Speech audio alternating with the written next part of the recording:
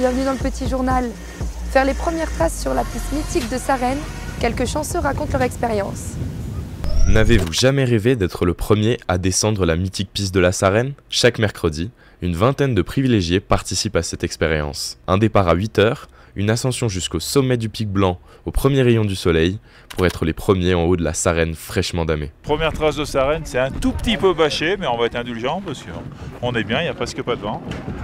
Ça va être parfait. L'aventure commence avec la rencontre et la découverte du métier de pisteur secouriste et une sensibilisation au milieu de la montagne. Mettre tout ce qui est en état, tout ce que vous voyez sur les pistes, tout le balisage, le jalonnage, les informations, les matelas, les canons à neige, c'est toute notre gestion. On a fait un petit briefing au départ, on présente un peu le métier pendant que mes collègues partent sur la piste en aval, voir qu'il n'y ait pas de danger. Les tirs gazex, du coup ça évite de nous faire passer sur les arêtes, ça nous dégrossit le travail. Dans le descriptif, il y avait marqué explication par les pisteurs de leur métier, donc ça c'est très intéressant. On se rend compte quand même que c'est pas facile. Quelques photos d'un panorama à 360 degrés sur les sommets environnants, les pisteurs donnent le départ et 16 km d'une neige parfaite défilent sous vos skis. La neige est parfaite, tôt le matin comme ça, personne sur les pistes, c'est juste merveilleux quoi. C'est le bonheur d'être les premiers sur les pistes, d'avoir une neige excellente et d'être là avec un temps magnifique.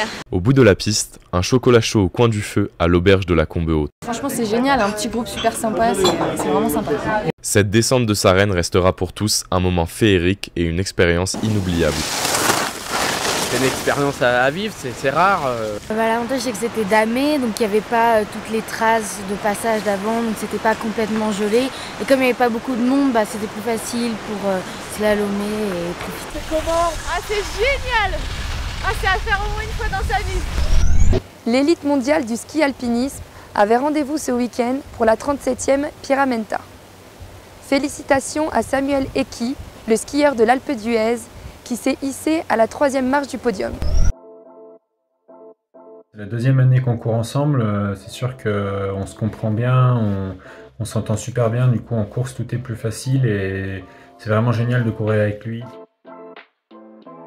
La Pyramenta, ouais, tu pars pour 4 jours, tu sais que ça va être vraiment dur et là avec les conditions météo qu'il y avait prévues, on savait que ça allait l'être encore plus. Ça nous tenait à cœur de vraiment tout donner et on était surmotivés. On a pris ça comme vraiment un point fort, ces conditions de météo difficiles.